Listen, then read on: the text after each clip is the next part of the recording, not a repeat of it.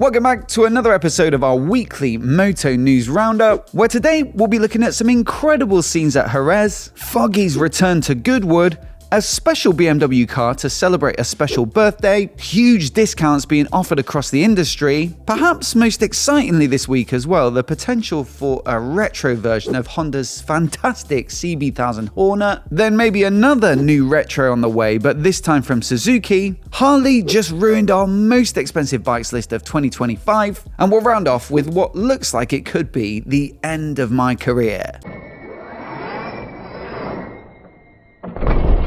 But first up, Yamaha were meant to be holding their international press launch last week for the much anticipated new R9 sports bike down in Spain at the famous circuit of Jerez. Now, if you follow some of the other motorcycle media and YouTube channels on Instagram, then you may well have caught wind of this one. But basically, there was a huge amount of rain in the region surrounding the circuit, and it resulted in the track being completely flooded and also, half of the gravel trap being dragged across it. Now, impressively, Yamaha did manage to get the entire press launch operation moved to another circuit nearby, so it did go ahead at least a little bit of riding anyway the next day. But of course, as you might expect with that amount of rain, there is a little bit of lasting damage to the track. Initially, there were actually concerns that this might prevent this year's MotoGP round from going ahead, which is due in April, although a statement on the circuit's Instagram profile said that for the fans' peace of mind, the circuit guarantees that the repair works guarantee that the Spanish Grand Prix will be held as scheduled from April 25th to 27th, and only activities closer will be affected by these cleaning and damage repair works. So a bit of a relief for MotoGP fans, of course, and they also go on to say that nobody was injured in these floods, which is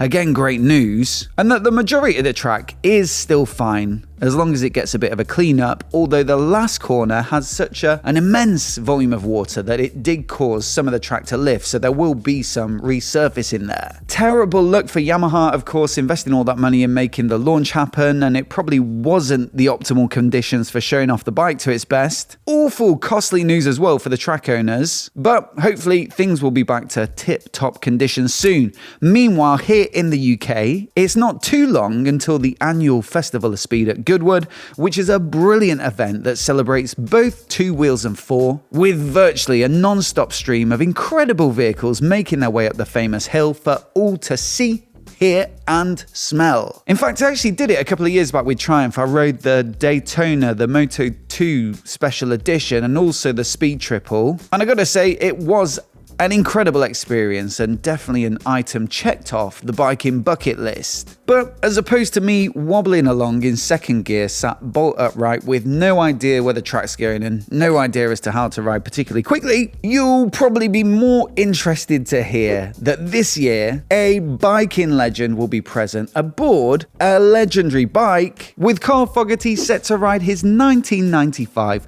World Superbike Championship winning Ducati 916 on all 4 days of the event. Now it runs from the 10th to the 13th of July, and his appearances form part of a broader celebration of World Superbikes this year, with 40 bikes and several other riders said to be attending, all from the 1990s, which they're calling a bit of a golden era of the series. Sounds really rather tempting. I might try and snap up a ticket this time. And of course, you can see the bikes when they're on display too, not just when they're riding up the hills, so do head to the Goodwood website if you fancy going along too. Now, from one motorcycle racing legend to another though, it was Valentino Rossi's birthday the other day, actually his 46th, and you probably don't need me to point out that 46 was actually famously his race number. I think that's actually called an angel number, like when the clock shows 11 minutes past 11 and people give it more gravity and meaning than they would any other random time. And so BMW seem to be into angel numbers too, not wanting the occasion to pass unnoticed. You see, in recent years, since retiring from MotoGP,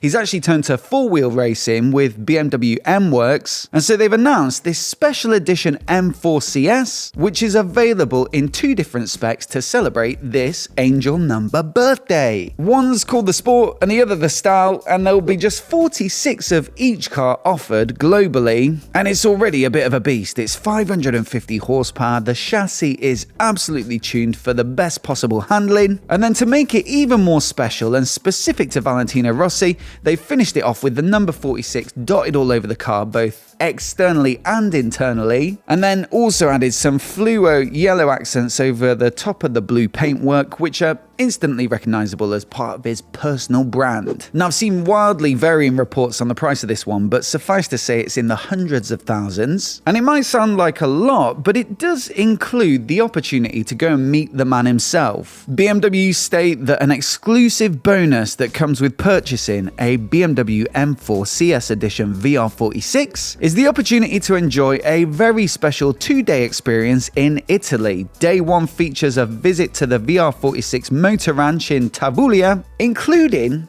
a barbecue and a chance to have a little chat as well with Valentino Rossi himself. On day 2, you'll head to the Misano World Circuit Marco Simoncelli for a special BMW M driving experience with the latest BMW M models. Assuming cars, it'd be nice if it was the bikes as well, but all the same, it sounds like an incredible experience, and the car looks pretty decent too. I'd love to know what you make of it though. Is it a very slick looking set of wheels, or would it just be a little bit too cringeworthy to actually drive around in it? I think I'm on the fence, but let me know what you think down in the comments. Hopefully you're actually aware that the cost of living across the world pretty much right now is squeezing everyone, and as a result it's a very tough time to sell motorcycles. But if you are in the market for a new bike anyway, and you do have a little bit of spare cash kicking around, well, it could be a very good time to buy, because there are plenty of heavy discounts out there in order to try and keep shifting some units. KTM, we already covered this one, got stuck in early of course with their massive backlog of $250,000 bikes that they're trying to get rid of, so you can get £1,000, £2,000 or £3,000 off a lot of their models. But also another factor is that Euro 5 plus emissions regulations have recently come into effect, and so a lot of dealers are having to pre-register 2024 bikes that weren't Euro 5 plus compliant, but now of course they're actually having to offer a bit of a deal in order to move them on. Now, Bennett's Bike Social regularly post a good roundup of the best deals, so I'll link to them down in the description below so you can check it out. But as an example, one dealer is offering $6,000 off a brand new 2024 BMW R18. Green and Kawasaki are selling off their hybrids and electrics at almost half price,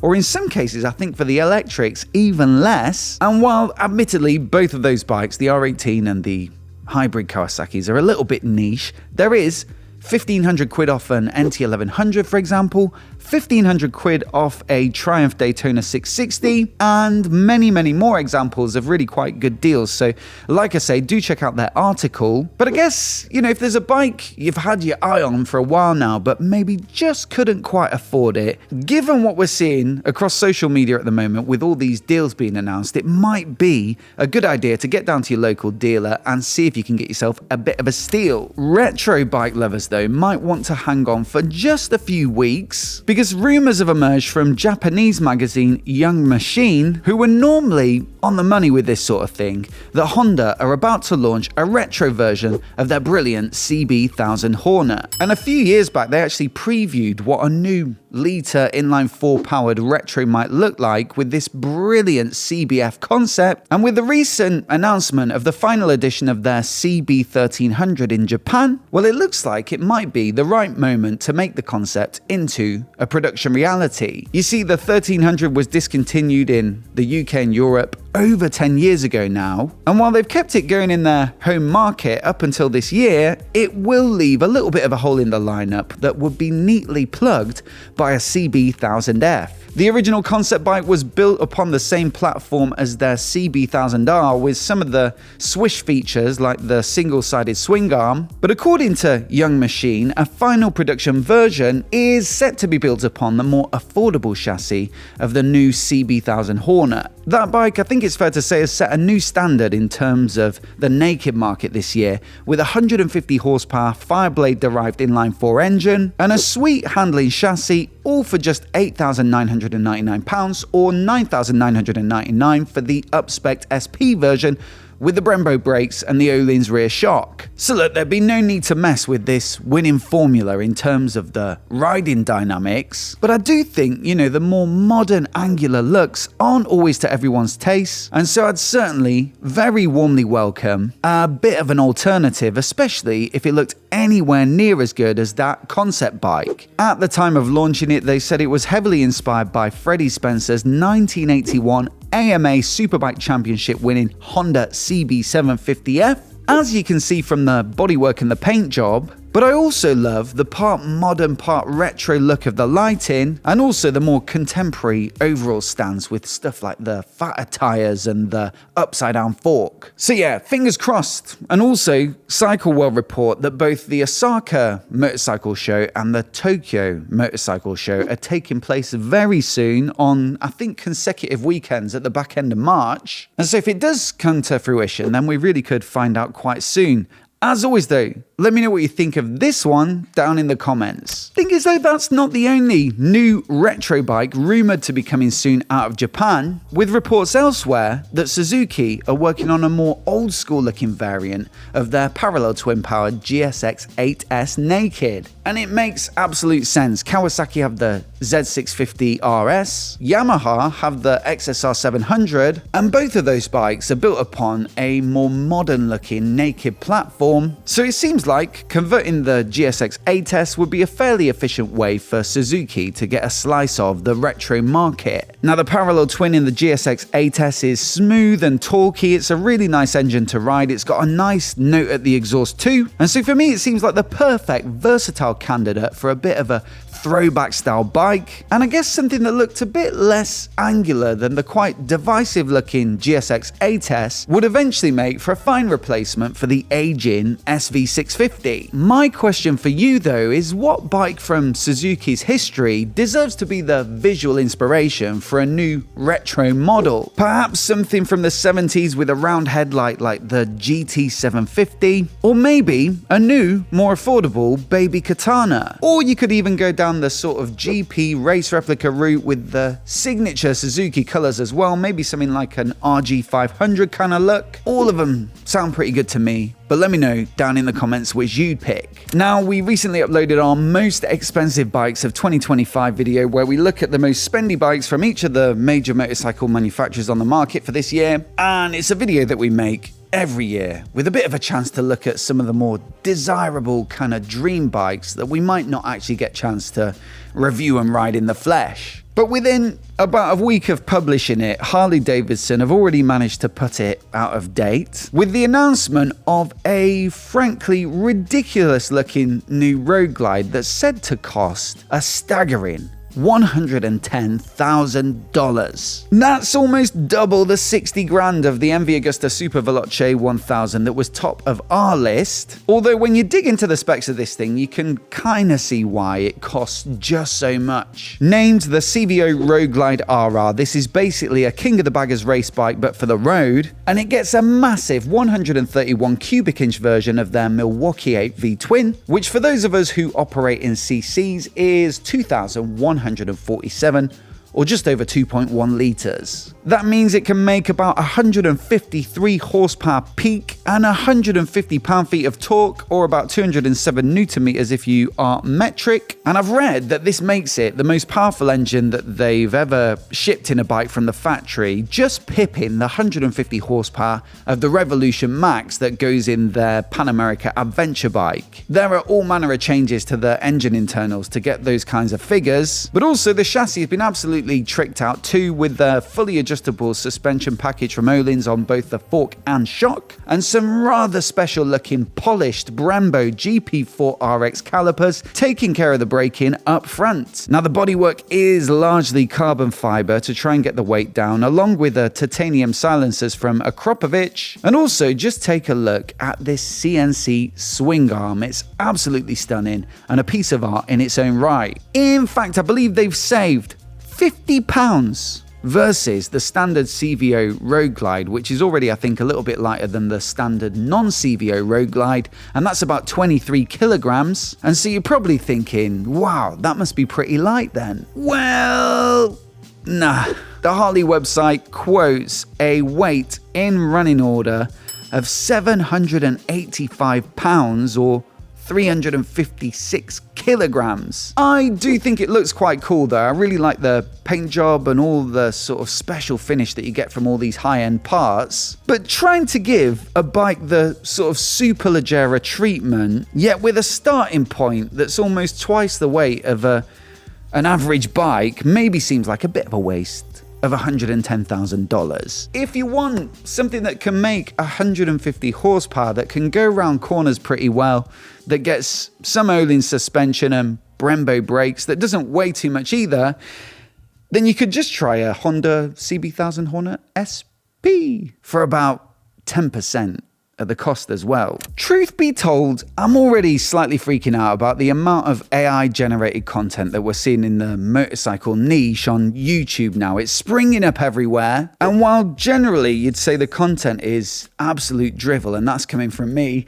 and also the bikes in the thumbnails are not even real, people still seem to be clicking them and watching them, even though it's obviously fake. And so perhaps we're on borrowed time here at MOTOBOB with our very old-fashioned cameras and microphones to make content. One thing that I thought was safe though was the reviews. AI can't go out and ride motorcycles and tell you whether they're any good or not, can it? Well, maybe we're actually screwed now, because it seems like it can, and it's already a lot better at riding than I am as well. This video on the RAI, or Robotics and AI Institute's website, shows a demo of a self-driving two-wheeler that's powered by a tech called reinforced learning, which is essentially like trial and error, they say, and it's said to be similar to how humans make decisions. Anyway, I for one welcome our new motorcycling overlords, and if they need an out-of-work YouTuber to clean the bikes, pump the tires up, just give us a shout. As always though, I'd love to know what you think of it, so do let me know down in the comments, although do be careful what you say, because they probably are reading them. And I'll leave you with last week's episode on the screen now, so you can give it a click and give it a watch if you haven't already. We looked at some of the massively improved sales figures from Triumph and what's behind them, a ridiculous 400 horsepower speed triple from Thornton 100, and also a couple of new bikes that look very cool indeed, and that you can actually win. Do hit subscribe for more of the latest motorcycle news like this right here on MOTOBOB. A massive thanks for watching today, and we'll see you in the next video.